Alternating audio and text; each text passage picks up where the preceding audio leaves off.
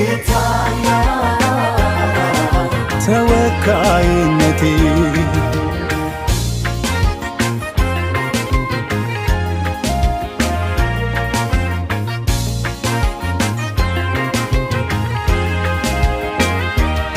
የማንነቴ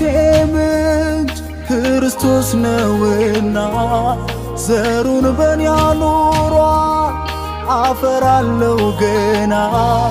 ከምድር አይደለም የተገኘሁበት ይታያል የምለው የሚታየው እውነት ከምድር አይደለም የተገኘሁበት ይታያል የምለው የሚታየው የክብሩ ጫፍ ያመገለጦ አይቀር በኔ ላይ መታየቱ የሱ ጠረን የሱ ጸዳል